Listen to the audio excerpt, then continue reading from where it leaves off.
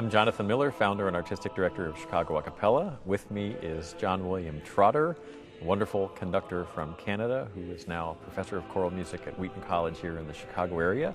John is our guest music director for our spring 2013 shows called the A Cappella American Songbook, and we're thrilled to have you with us. Welcome. Thank you very much. This repertoire is George Gershwin, it's Cole Porter, it's Irving Berlin, it's all those wonderful people that so many of us are familiar with.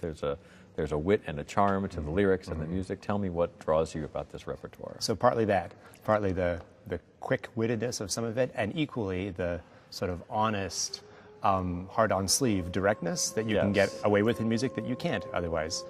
You can't give an actor the words of, you know, embrace me, my sweet embraceable you, and have it come off. But you can do that in music.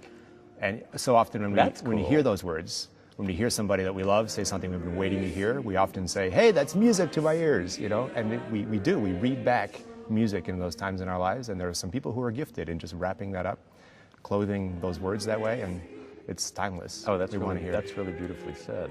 You and I have been talking before about the process of selecting a great a cappella arrangement of these great American songbook tunes. Tell me a little bit about your thoughts about what it takes to make a great arrangement of something like that, and what you look for as we've been sifting through the things that we want to put on this program.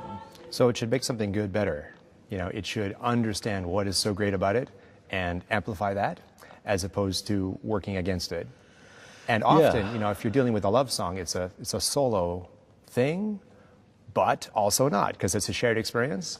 And if you've got a mixed group, which you've got here, you know, you're talking about men singing to women and women singing to men, that's a lot of possibility there that you don't have with a solo singer and a piano. Yes. And in terms of harmonies, when every note is sung by a singer instead of a bunch by the piano and one by the singer, it lets the kind of emotional richness of that step out in a really human way, which I love. You know, when I was in junior high, we ended up forming this vocal jazz group, and these are the tunes we sang. I think the Blue Moon is the first tune I ever sang, and Stepping Out of My Baby was the second tune I ever sang.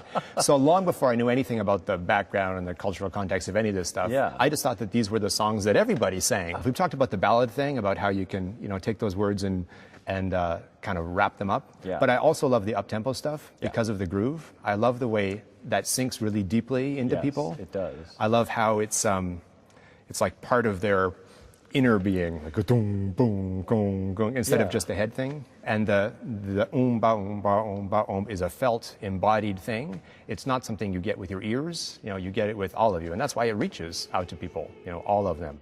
Please feel free to click on the link that you see here. That'll give you information about dates, times, location, directions for the A Cappella Great American Songbook, music directed by John William Trotter, and we very much hope to see you there. Thanks for watching.